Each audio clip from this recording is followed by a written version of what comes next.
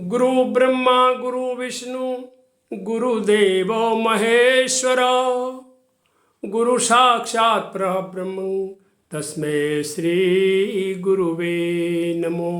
नमस्कार, पूर्णचंद्र कांडपाल। आज हिंदी में बात करूंगा। एपिसोड नंबर 646 646 लेके आपके सामने उपस्थित हूँ।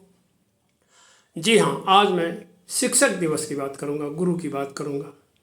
गुरु ब्रह्मा गुरु विष्णु गुरुदेव महेश्वर गुरु साक्षात परब्रह्म तस्मै श्री गुरुवे नमः। ये जो श्लोक है, इसको आत्मसात करने की ज़रूरत है और इसका अर्थ समझने की ज़रूरत है।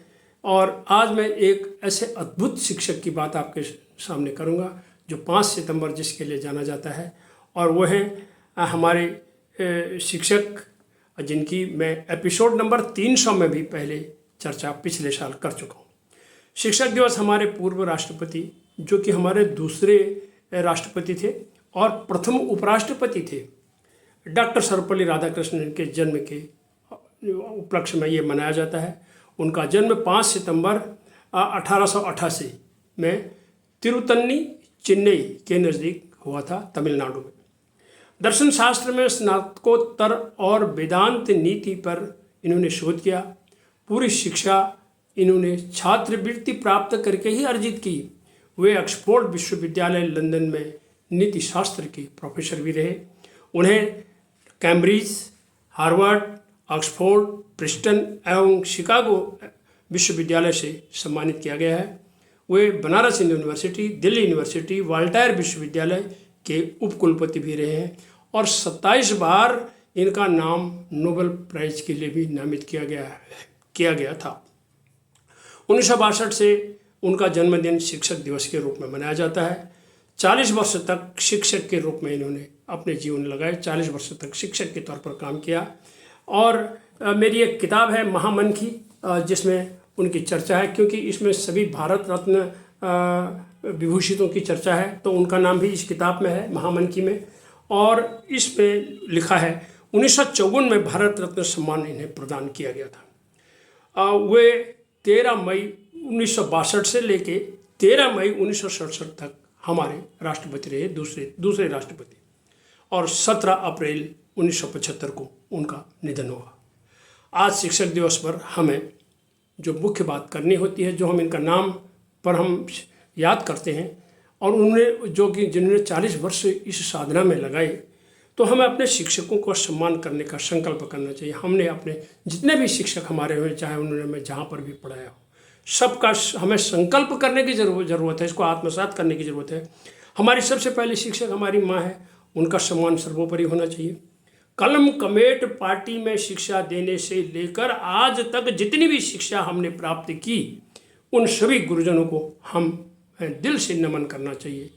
यही हमारी सबसे बड़ी बात उनके प्रति शिष्टता, विनम्रता होगी। माता पिता और अभिभावकों को अपने बच्चों को अपने विद्यालय और अध्यापक अध्यापिकाओं का नाम आदर से लेने के लिए प्रेरित करना चाहिए। जो हमारे घरों में अभिभावक हैं, माता पिता हैं, जो भी बड़े हैं, उन्होंने अपने बच्चों को ये बताना चाहिए कि अपने विद्यालय का नाम शिष्टता से लो और अपने गुरुजनों का नाम भी शिष्टता से लो, आदर से उनका लो। अगर जब भी आप देखते हैं उनके लिए कोई हल्का शिष्टाचार प्रयोग होता है, तो हमें उनको टोकना चाहिए, बताना चाहिए ये तुम गलत काम कर रहे हो। क्योंकि अध्यापक का अगर सम्मान नहीं होता है तो आप आगे बढ़ नहीं सकते, आपको शिक्षा नहीं मिल सकती है। करना चाहिए।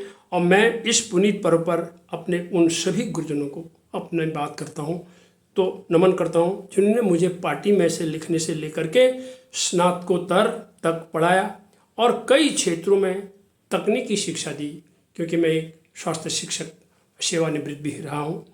तकनीकी शिक्षा हमें दी और इसकी चर्चा मैंने अपनी आत्मकथा लम्क्याओं में भी करी है कि मुझे कक्षा 4 से लेकर के पोस्ट ग्रेजुएशन तक से लेकर तकनीकी शिक्षा तक किन अध्यापकों ने पढ़ाया, मैं उनकी चर्चा करते रहता हूँ। तो मैंने अपनी आत्मकथा में भी इस बात की चर्चा की है। सब ने अपने शिक्षकों का सम्मान करना चाहिए। और अंत में मैं एक बात ये कहना चाहूँगा, मैंने जो आरंभ में बात कही थी कि गुरु ब्रह्मा गुरु विष्णु गुरुदेवो महेश्वर गुरु साक्षात परब्रह्म तस्मै श्री गुरुवे नमः, ये बात तो सब कह देते हैं। असेंबली जो होती है स्कूल में, उसमें भी होता है, विद्यालयों में प्रार्थना सभा में भी ये बात होती है, घर में भी होती है, नाम तो सबने रट रखा है।